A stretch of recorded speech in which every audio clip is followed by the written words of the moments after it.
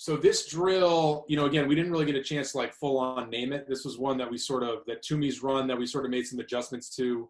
I'm sure you've probably seen it, Slips, and like basically it's a 2v1 GB on the sideline into a 54 or a 55. So basically what we'll do here is, if the brown team wins it, it'll be a 54.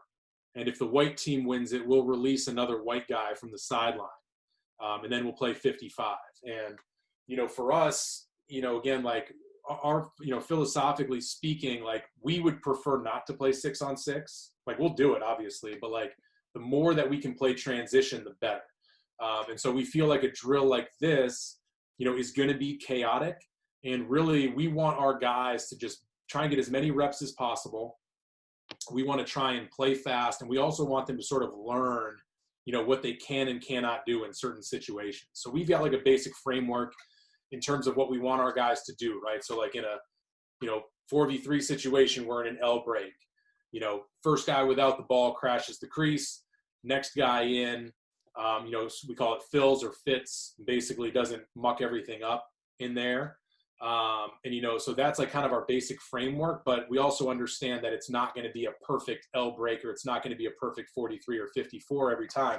So this way we get to do, again, we want to do GB drills every day at practice. This gives us the opportunity to do GB drills without guys just pummeling each other.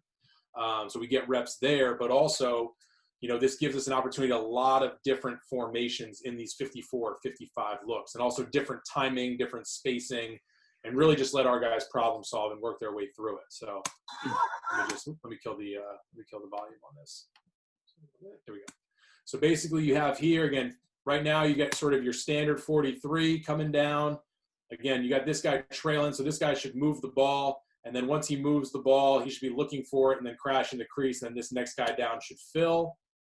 Okay, so we get that. And then we've got this space here on the back side to be able to try and get a finish here, and then maybe a one more on the back side. The great thing about this is, you've got a guy who's an attackman, sometimes a midfielder here, going through midfield progression. And then you've also got an LSM here, going through his progression as well. And you also have a face-off guy here. So you've got guys playing different positions, doing different things, getting comfortable doing different things, because you never know, where those guys are going to be running their drill. Okay. So again, you're taught again on that 54, or excuse me, on that 43 here, you're reading this low guy. We make a good read here. And then this guy can just make that one more across. And then we'll talk to our LSM about making sure that he's remaining dangerous, staying active, not mucking things up. Same thing right here. We really get to work on our man ball play right here. Okay, same thing right here. Now, this guy's got some options. And again, we'll talk to these guys about this. You guys can see my cursor, right? Yep. Oh, yeah. So basically, this guy can move this one back across here. We would actually prefer he not do that, because they can cover 5 with 4. We would prefer that this guy, first guy without the ball, crashes, potentially occupies one of these backside guys, and now we're able to make this pass right here to the point. Or, more preferably, we try and get a pass down, pick down situation right here, and then it's going to be really challenging for this guy to try and communicate through the pick work right here. What we don't really want is something what happens right here, right? So what we would tell our LSM right here is like, hey, what's your job right here? And he go, and then we say, are you the first guy without the ball? Yes. Okay, what's your job? All right, I'm the first guy without the ball. I got to crash the crease. Good. What should you be doing? Crashing the crease, right? And so by him doing that, if nobody picks him up, then we just dink it to him and he can go in and finish at 6 yards.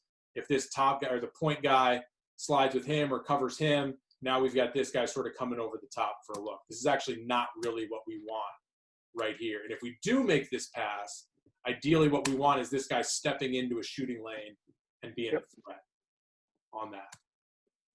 And so again, like even after these like first 2 looks, and same thing here, we got our LSM.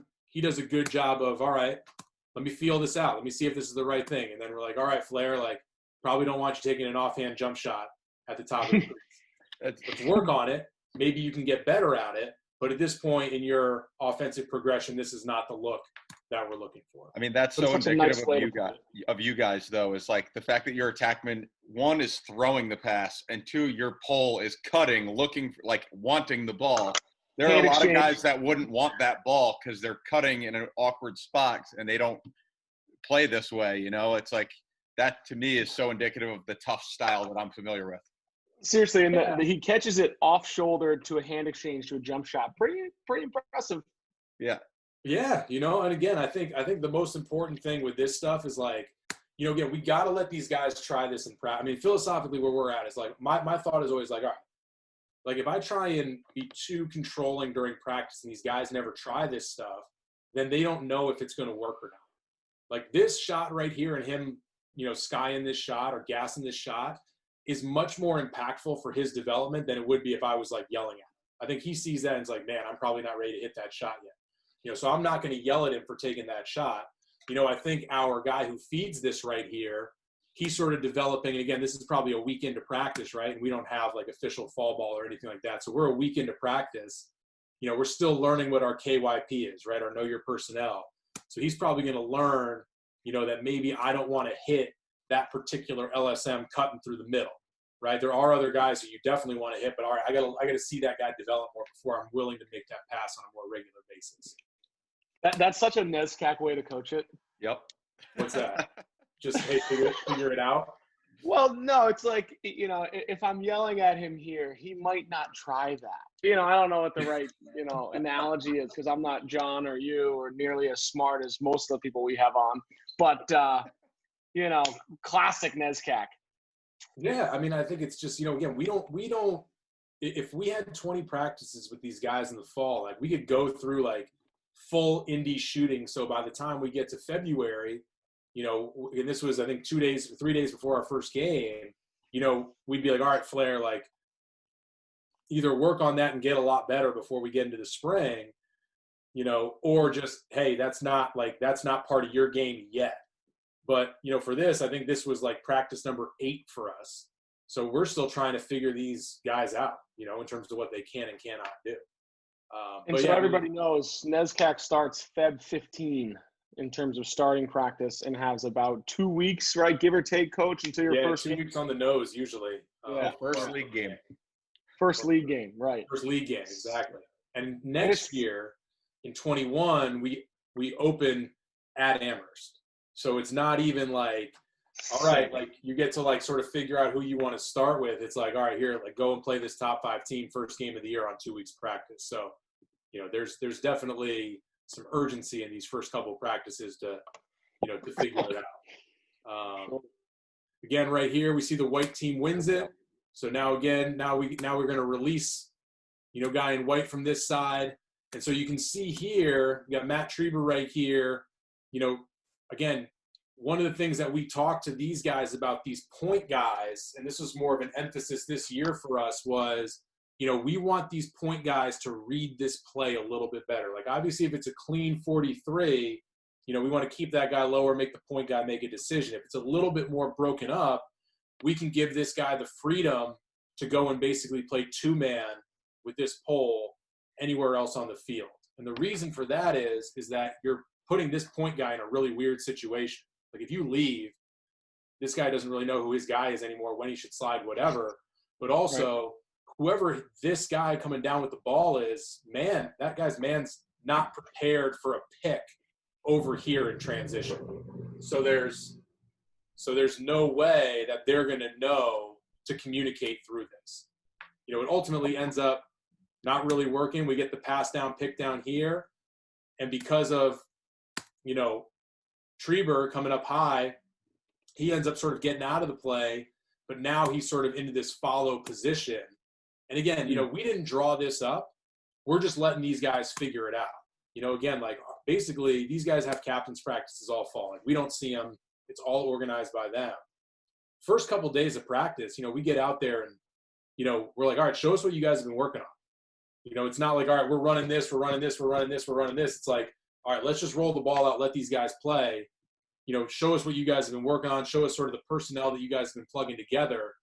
We get a couple of these practices on film, and then we're like, oh, wow, we really like this, or let's scrap that. And so this was one of those things, too, where, this guy comes high. You watch the first part of it, you're like, I don't really like that look. But now you get this pass down, pick down action here. This point guy sucked all the way over here. They lose track of 13. And now all of a sudden we end up with a 10-yard step down, and there's really no way for opposing teams to simulate that kind of action in practice, right? You know, like, because again, like we might do that once. You know, that's not necessarily something that's in our playbook. We might run that once. It might look completely different the next week. It's just our guys reading the situation and reacting to it. And I think that's one thing that, you know, helps us be a little bit more dangerous in transition on the offensive end. It makes you unpredictable. Right. So again, same thing here. Brown picks it up. So we end up with a 55 right here. Same thing. You see a little pass down, pick down action. First guy without the ball should be crashing the crease. He does. He ends up sort of blocking off this guy. And now we get some action on the backside. And again, same thing right here. They're just sort of figuring it out. What's our spacing like? That guy leaves. All right, now I'm open.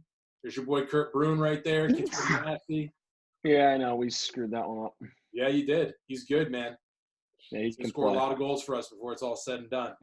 Casey O'Neill, you heard it first. We screwed that up. All right.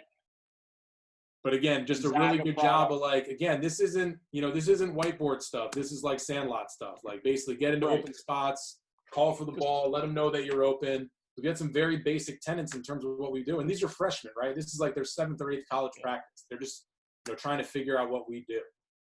It's a really cool way you empower your guys to just play and to just figure it out. Like it's really unique style of coaching that, to your point, even though I chirped the whole NESCAC model, it allows them to learn by making mistakes and that growth mindset as you kind of push it through and empower them, you know, to make mistakes. It's certainly a powerful way to learn and to win and to grow. Yeah, no, I mean, I think you're right. I mean, obviously, you know, you coached at Williams and Johnny O, you coached up at Colby. Like a lot, like some of this is philosophically me. A lot of it is like the function of our schedule, right? Like no fall ball, right? And then it's like you had 2 weeks before your first game, and then you're playing 2 games a week, right? If I was like you guys and I had 20 practices in the fall and we played once a week, we could have a lot more structure. We could have a lot more, you know, we could have a thicker playbook. But, you know, for us, my neighbor decided to turn his weed whacker on. You know, for us, you know, it's like, hey, listen, like we don't have that much time. You know, let's just roll the ball out, let these guys play. And if they get really comfortable with each other and good chemistry with each other, that's going to make us a lot harder to scout. So again, it's not really my like X's and O's and expertise. It's really just, you know, giving these guys the freedom to make mistakes and also just be creative out there. So we get a push call right here into a 44. And again, you know, like we talked about before, you know, again, if this is a 43, we want this guy here. This is our point guy, right? But we're just sort of messing around with it. Now we're clearing through. Maybe you want to give this guy a lefty break, you know, because Cam Kelleher's a lefty. Maybe we're clearing through trying to make this a lefty break. Now these guys are trying to figure it out. Cam's just being a lacrosse player, runs down, pump it or bump it. Nobody comes to me. I'm at 10 yards. I'm just going to pump this thing. All right, we end up getting a nice goal right there. Just playing, right? No X's and O's, just communicating, playing at full speed. I have some PTSD seeing those soccer nets back there on that side because that's where I was standing when. Oh man.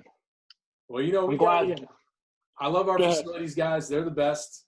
You know, it is, you know, we are on a D3 budget, so we can't like move these into like one of those airplane hangars that you guys probably have in your D1 facilities. You know, we just put them on the side of the field. D3 lives, baby. D3 lives, that's right. Now we got a little pass down, pick down here. Same thing right here. We're coming through. Okay, first guy without the ball's crashing on the backside. Okay, again, we're just, sort of same thing. Figuring it out here, right? Figuring it out. Again, this is Bryce Adam. Right here with the ball in his stick. Kid's pretty good. Awesome. Got a lot of traffic on this side of the field. All right, and now we're just sneaking on the backside. And basically, you know, again, like for this is just Brycey trying to figure out. And again, Bryce knows, right? He's good. I'm gonna trust him to throw this pass every time. This is good for Mac, who played midi as a freshman and is now, you know, was a first-team All-American this year as a sophomore, but he didn't play attack last year. So he and Bryce haven't worked together a whole lot. You know, Mac plays golf in the fall. For the first 2 years, Bryce played football in the fall. These guys don't have a lot of QT together in the offseason. Okay, so these guys are just trying to figure out, hey, is Bryce going to throw this pass? Where's it going to be? All right, what's that going to look like? So it's just, again, like weird situation. Be in my box. Yep, put it on the box. Yeah. You know, good feed. You know, that's why Bryce. Is that 47? What's that? Is that 47, Bryce? On the pass. Yeah, I like to call it all the time. He's a problem. You know, Yeah, you know, 423 points in high school. You know, it's again. Oh, how you doing? Probably got to know how things work if you have 423 points in high school. Yeah, for sure. Jeez. So again, I think for us, you know, again, what we get out of that drill, Casey, you know, we get GBs out of the drill, we get transition out of the drill, we get just these guys playing. And again, like if you're a big structure guy, like you can add way more structure to it. You know, right. But I think for us early season, let's create a bunch of funky situations and just see how the guys react to it. And, you know, a lot of the stuff that we did offensively in the first 3 weeks of the year, you know, which is basically how long our season was, a lot of that came from seeing on film and being like, well, what were you guys doing here? And like, well, we noticed that when this happens, I can clear through and we have space. It's like, great, let's do that more. You know, all right, let's set up drills so that we can practice that more. So, you know, a lot of it was just sort of reading and reacting from the coaching staff's part as well on the offensive end.